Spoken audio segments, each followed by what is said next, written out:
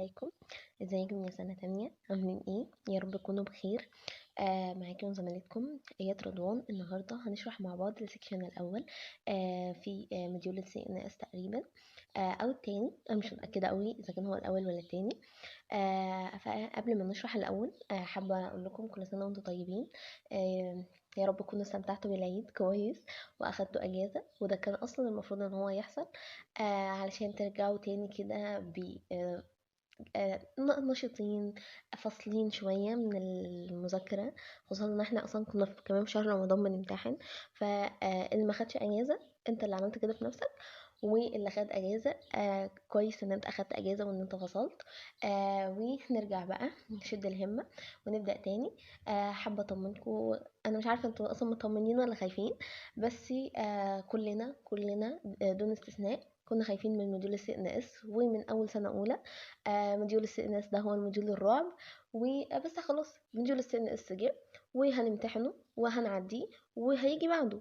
يعني هو مش نهاية العالم، وهيخلص. كل حاجة بتخلص، كل حاجة بتعدي. فنخفف توتر ونطمن نفسنا، وإن شاء الله كل حاجة تبقى كويسة وهتجيبوا فيه أعلى درجات وهتحققوه. هيخلص وبكرة يخلص هالكابوس وكده. فالدنيا كويسة إن شاء الله. فهنبدأ بقى مع بعض. أتمنى يعني بعد ما نخلص الفيديو ويكون سهل عليكم. هو أصلا سيكشن بسيط جدا، مش هيتعدى أصلا 30 دقيقة. وتكونوا استفدتوا بيه أكبر قدر من الاستفادة. واذكرونا في دعواتكم، لأن احنا برضه زينا كده زيكم مزنوقين، بس أنا مزنوقة في الشارع دلوقتي. فأول حاجة هنبدأها أصلا، عنوان السكشن بتاعي هو عبارة عن البكتيريولوجيكال اكزامينيشن للسي اس اف. اول حاجه احنا هنعمل التحليل ده ليه، او بناخد السامبلز ديت ليه؟ علشان انا واحد جايلي عنده مننجايتس، عنده التهاب في الاغشيه الصحيه اللي بتكون محوطه للبرين وبتكون محوطه للمخ. انا دلوقتي عاوز اتعرف سبب المننجايتس ده ايه، وده اول سؤال هنبدا نشوفه اصلا. اول حاجه ان المننجايتس ممكن تحصل لثلاث اسباب او اربعه. ايه هما الاربعه؟ اول حاجه ان هي تكون بيريولنت او سيبتك مننجايتس، بمعنى ان اللي سببها بكتيريا، فالبكتيريا بتعمل بيريولنت او حاجه زي الصديد كده. او ان هي تكون اسيبتك او ليمفاتيك، ولما اقول اسيبتك يعني مفيش بيريولنت، وليمفاتيك اقصد بيها ان هي سببها فيروسز مش بكتيريا، او ان هي تكون سببها تيوبركلوس، او ان هي يكون سببها فانجاي اللي هو الكريبتوكوكس. يبقى انا عندي ايه هي الكوزز بتاعه المننجايتس؟ اربع اسباب. السبب الاول هو بيريولنت او بنقول عليه سيبتك مننجايتس، وده اكتر ثلاث بكتيريا بيعملوه هو النيسيريا والستريبتوكوكس نيمونيا والهيموليتيك انفلونزا تايب بي. هيموليتيك انفلونزا تايب بي. تمام، يبقى احنا كده عندنا اهم ثلاث حاجات اللي هي النيسيريا مننجايتس، الستريبتوكوكس نيمونيا، الهيموفيلس انفلونزا تايب بي. وفي اسباب تانية زي الايكولاي، زي البروتيوس، زي الاستافيوريوس، زي الستريبتوبايوجينيك. لكن اهم ثلاث حاجات، ودولت اصلا اللي هيكون عليهم صورتين تقريبا وهيكون فيهم اسئله، هما الثلاثه دول.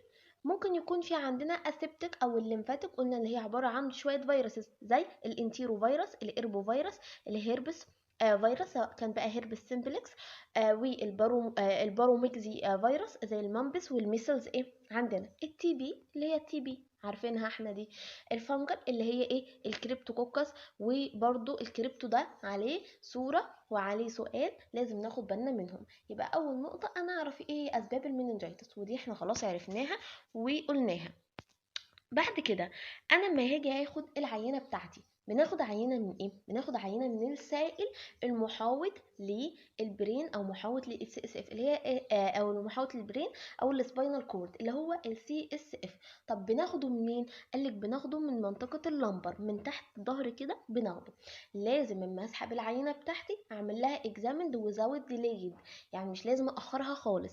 تاني حاجه ان احنا لازم يكون عندنا بريكيوشنز، وان احنا لازم نكون واخدين حذرنا كويس واحنا بناخد ايه العينه بتاعتنا دي. نهائي. ليه؟ لان احنا طبعا عارفين ان اللي هي الكودا اكواينا والاعصاب اللي موجوده تحت دي خطر جدا ان احنا نقرب في المكان ده. تمام؟ فاحنا هنا اول حاجه ان احنا بناخد العينه بتاعتنا، بناخدها بحذر، وبناخدها من اللامبر بانكيتشرز، وبنعمل لها اكزامينيشن وزود ديليت خالص. النقطه اللي بعد كده بقى، انا هاخد العينه هبدا ابص عليها اول حاجه بعيني علشان افرق هل هي كلير، هل هي تيوربد بس سلايتلي بشكل صغير، او هي تيوربد اصلا. ليه؟ لان ده هيبدا يميزها هل هي كانت بكتيريا، ولا هي بسبب الليمفاتيك، ولا هي بسبب الفنجر او التيوبركلوزس. يبقى اول حاجه اشوفها بالنجد اي. النقطه الثانيه هنشوف السيل كاونت بتاعتنا، عدد الخلايا اللي موجود جوه، ونعمل بيولوجيكال تيست او بيوكيميكال تيست. الكيميكال تيست ده بعمله مخصوص عشان اعرف حاجتين: البروتين قد ايه والسكر قد ايه. البروتين قد ايه والسكر قد ايه ده بنحط السي اس اف في جهاز عندنا سنترفيوجيشن، بيفضل يلف يلف كده فبيحسب لنا السكر وبيحسب لنا البروتين اللي هو الجلوكوز، وبيحسب لنا البروتين. قالك ان البروتين بيبقى على طول زياده، البروتين بيكون ايه؟ زياده، والسكر بيكون قليل في حاله الايه؟ في حاله البكتيريا. ودي مميزه جدا، ولازم ناخد بالنا من الايه؟ من الحته دي عشان ممكن تجي في سؤال ام سي كيو. يبقى انا عندي اول نقطه البروتين زياده والسكر قليل في حاله البكتيريا، عشان البكتيريا بتتغذى على السكر. طب في حاله الفيروس لا، البروتين ممكن يكون زياده شويه بس الجلوكوز نورمال. الفيروس ما بيتغذاش على السكر، الفيروس ما بيتغذاش على السكر. يبقى دي كده اول حته ام سي كيو. فاحنا اول حاجه جمعنا العينه بتاعتنا، قلنا جمعنا العينه منين؟ من اللامبر بانكيتشرز، ولازم نفحصها من غير اي تاخير خالص. بعد كده ببص عليها بعيني علشان هشوف هي كلير ولا سلايتلي تيوربيد ولا تيوربيد. بعد كده بعمل توتال اند ديفرنشيشن للسيل كاونت، وبحطها في السنترفيوجيشن علشان اعرف السكر قد ايه والبروتين قد ايه. طب عملنا جدول علشان نعرف السكر قد ايه والبروتين قد ايه. اول حاجه ادي السكر وادي البروتين، وهنا يا اما ان هي تبقى اكيوت بكتيريال يعني حاصله بسبب بكتيريا، او حاصله بسبب فيروس او تيوبركلوزس. اول حاجه لو البروتين بتاعي زيادة والسكر قليل، معنى كده مين؟ البكتيريا، البكتيريا اللي بتحب تتغذى على السكر. طب لو لقينا ان هو نورمال، لا يبقى ده فيروس. طب لو قليل طلع تيوبركلوس. طب انا هعرف اميز دي من دي ازاي؟ قالك من خلال النقد اي. اذا كانت هي طلعت بكتيريا فممكن هتلاقي ان هي كلير. طب لو هنا تيوبركلوس هتبقى تيوربيد. تمام؟ يبقى التفرقه برضو كل التستات او كل الحاجات اللي احنا بنعملها بتبقى مكملة لبعض. تمام كده؟ فدي برضو الجدول مهم علشان نقدر نتعرف عليهم. بعد كده بنبدأ نصبغ برضو العينة بتاعتنا علشان نشوف الصبغة بتاعتنا هتعمل ايه، هتعمل ديبوزيتس ايه. فممكن نصبغها بالجرام ستين في حالة النيوموكوكاي او الستريبتوكوكاي، وممكن نصبغها بالزد ان ستين في حالة التي بي، وممكن نصبغها بالانديان انك ستين ودي في حالة الفانجاي اللي هي الكريبتوكوكس. يبقى انا بصبغ بكام صبغة عندي؟ عندنا 3 صبغات. وبس انا عندي أربعة كوزيتيف أورجانيزم. لو الجرام ستين هنصبغها هيبقى موجود عندي حاجتين، اللي هي النيوموكوكاي أو النيسيريا اللي هي المننجيوكوكاي. النيوموكوكاي دي بتطلع بوزيتيف دايبيلوكوكاي، أما دي بتطلع نيجاتيف. بتطلع ايه؟ بتطلع نيجاتيف. الزد ان ستين في حالة التي بي، هنقول في الصورة بتاعتها بتطلع شكلها عاملة ازاي. الانديان هنقولها برضو دي بتبقى في حالة الايه؟ في حالة الكريبتو. يبقى احنا تاني كده قلنا ايه؟ قلنا ان انا عندنا بنصبغ العينة بتاعتنا، عندنا كام نوع من الصبغة؟ 3 انواع من الصبغة. ايه هي؟ قالك اول حاجة الجرام ستين، ويا اما ان هي تطلع بوزيتيف يا اما تطلع نيجاتيف، والزد ان ستين ودي في حالة التي بي، يا اما ان احنا نعمل الانديان ستين في حالة الكريبتو مننجايتس. برضو ممكن نعمل كاليتشر. قال لي ممكن نعمل كاليتشر. طيب هنعمل كاليتشرز بنحطها طبعا بشكل روتينلي على الشوكليت اجار او الماكونيكي اجار او البلاد اجار، ولكن في عندنا حاجتين اتنين مميزين. يا اما ان هي تبقى الصبارود اجار، وبنحطها فين الصبارود اجار دي؟ في الكريبتوكوكس، يبقى دي مهمه جدا. او ان احنا نحطها على اليوستين ميديوم، ودي بنعملها في التي بي. يبقى التي بي والكريبتو لازم نحفظهم الاثنين لان الصبغات بتاعتهم مختلفه، وكمان الكالتشرز بتاعتهم مختلفه. فانا هقولهم تاني، اللي هو الزد ان بتبقى مع التي بي، وبيكون معاها الميديوم اسمه اليوستين عندنا، والكريبتوكوكس بنصبغها بالانديان انك، وبيكون معاها الصبارود اجار، وبيكون معاها ايه؟ بيكون معاها الصبارود اجار. نيجي بقى نشوف الرسومات اللي هي اصلا ممكن تجيلنا في الامتحان. اول حاجه قلنا النيوموكوكاي بتصبغها بصبغه اسمها الجرام، وبتطلع بوزيتيف دايبيلوكوكاي. دايبيلوكوكاي لان احنا لو عملناها كده نقطتين هنلاقي ان هما نقطتين جنب بعض، دايبيلوكوكاي، نقطتين ايه؟ نقطتين جنب بعض. طيب نبدأ بقى ايه في الصور اللي هي عندنا، اللي هي النيوموكوكاي. اول واحدة فيهم قلنا هنعمل لها ايه؟ هنصبغها بصبغة اسمها الجرام ستين. الصبغة دي هيطلع فيها بوزيتيف. والنقطة اللي بعد كده ايه؟ ان هي هتبقى دايبيلوكوكاي. هنبص كده على الصورة فهتلاقي ان في ايه؟ في نقطتين جنب بعض، نقطتين جنب بعض. وقلنا ان احنا طبعا روتيني ليه ان احنا بنحط على البلاد اجار، فاهو ادي البلاد اجار لونه احمر، وهي عملت الفا هيموليسيس، بقت الفا هيموليسيس اهي كده، الفا هيموليسيس. يبقى دي اول صوره ولازم نحفظها كويس ونميزها. الصوره اللي بعد كده بتاعت الايه؟ المينينجوكوكاي. المينينجوكوكاي برضو بنعمل لها جرام ستين بس بتطلع نيجاتيف، يبقى جرام ستين وبتطلع نيجاتيف، وبنحطها على التشوكلت اجار اهو، ادي التشوكلت اجار، التشوكلت اجار. يبقى كده اول رسمتين. ممكن نتلخبط بين دي وبين دي، بس هنا الاحمر من الجنب كده باين، اما دي هتلاقي كلها كده لونها زي الشوكليت ايه، عادي جدا. يبقى دي، وهنا لازم نفرقها ان احنا هنيجي نبص عليها هنلاقي النقطتين، اما دي مش هتلاقي النقطتين ايه عندنا.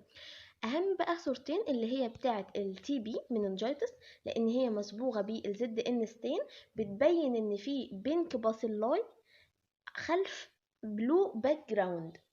دي صورة مميزة وبنحطها طبعا على اليوستين ميديوم، والاتنين دول صورتين مميزتين وممكن يجوا في الامتحان. يبقى التي بي بتبقى شكلها ايه؟ بينك باسيلاي اهي خلف بلو باك جراوند اهو، محطوطة على اني ميديوم؟ اليوستين ميديوم. برضو اللي جاية مميزة اللي هي بتاعت الكريبتوكوكس، بنحطها على اني صبغه؟ الانديان انكستين. والصوره دي مش هتتكرر تاني، هي الصوره دي، ونحطها على صبارود اجار، ومش الصورتين دول مش هيتكرروا تاني. فدولت مميزين هي واللي فاتت، فلازم نكون حافظينهم كويس جدا جدا. هما اصلا دولت من ضمن الاسئله اللي ايه؟ اللي هتتكرر عندكم في الامتحان.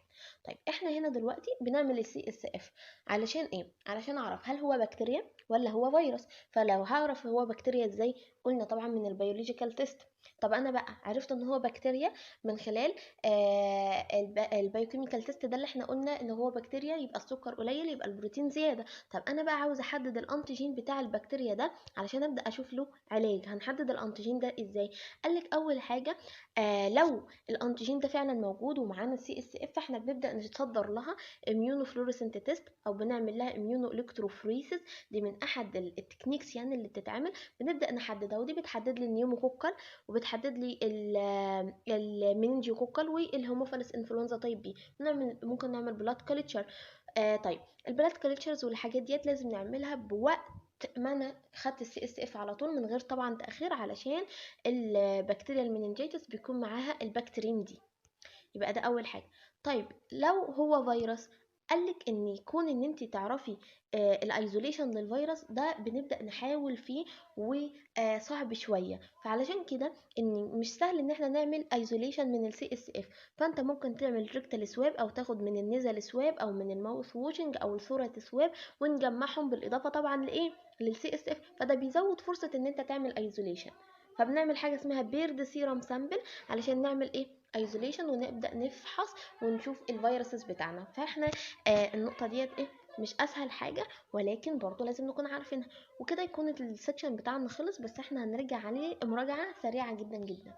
اول حاجه قلتها ان انا عندي لازم اعرف ايه هي الكوزاتيف اورجانيزم اللي ممكن تعمل مننجيتس، يا اما ان هي تبقى بيريولانت، يا اما ان هي تبقى اسيبتيك، يا اما ان هي تبركلوزس، يا اما ان هي فانجل. وقلنا الفانجل ده مهم جدا جدا ان انا ايه؟ اعرفه. ليه؟ لان هو بياخد صبغه مختلفه، وبياخد ايه؟ وبياخد يا جماعه كالتشرز مختلفه. الصبغه اللي هي الانديان انك، والكالتشرز اللي هو الايه؟ الصبرود. يبقى ده اول سؤال. يبقى هنا في سؤال. التيوبركلوزس برضو بتبقى في عندها زد ان ستين، وبيكون في عندها اليوستين ميديا. وقلنا ان الاسيبتيك او الليمفاتيك دي عباره عن مجموعه من الفيروسز بنبدا نفحصها، وان انا اعمل ايزوليشن للفيروسز بيكون صعب شويه من السي اس اف. علشان كده بنعمل ايه؟ بناخد الصوره سواب، او بناخد الماوث ووشنج، او بناخد النيزل سواب، وهكذا. طيب بعد كده البيريولنت قال لك اهم 3 حاجات عندنا: النيسيريا مننجيتس، الستريبت نيمونيا، و الهيموفيلس انفلونزا تايب بي. الهيموفيلس انفلونزا تايب بي في اسباب تانية، ولكن دولت اهم حاجه. تمام. بعد كده قلنا ان احنا لما بنجمع العينه بتاعتنا بنجمعها منين؟ من اللامبر بنكيتشر. بنجمعها منين؟ من اللامبر بنكيتشر. وبعد ما نجمعها من اللامبر بنكيتشرز لازم نفحصها من غير ما ناخرها، بنشوف بالنكد اي، بنعمل البايوكيميكال تيست، وده هو الحته المهمه اللي ممكن يجي فيها ايه سؤال. فعشان كده قمنا عملنا عليها الجدول بتاعنا ده. تمام. بعد كده اخدنا ايه؟ قلنا هنصبغها. وبرده السلايد دي مهمه علشان بتعرفنا ان السبرود اجار بيجي مع الكريبت، واليوستن بيجي مع التوبركلوزس. وما بنيجي نحط الصبغه الانديان انك بريبريشن بتبقى مع الكريبتوكوكس عندنا. خدنا بقى الصور. هنفهم وهنعرف دي من ان هي ايه اللي هي جرام بوزيتيف ودايبيلوكوكاي اللي هي بتبقى عباره عن نقطتين.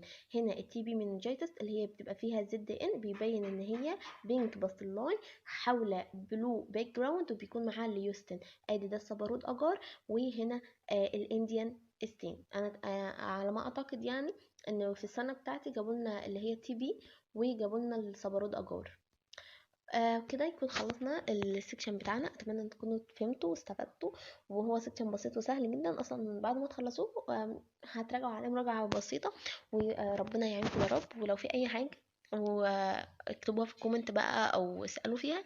وان شاء الله يعني مش هيكون في اسئله. يعني ربنا معاكم وربنا يوفقكم يا رب. ما تنسوناش في دعائكم عشان احنا المصنعين زينا زيكم. باي.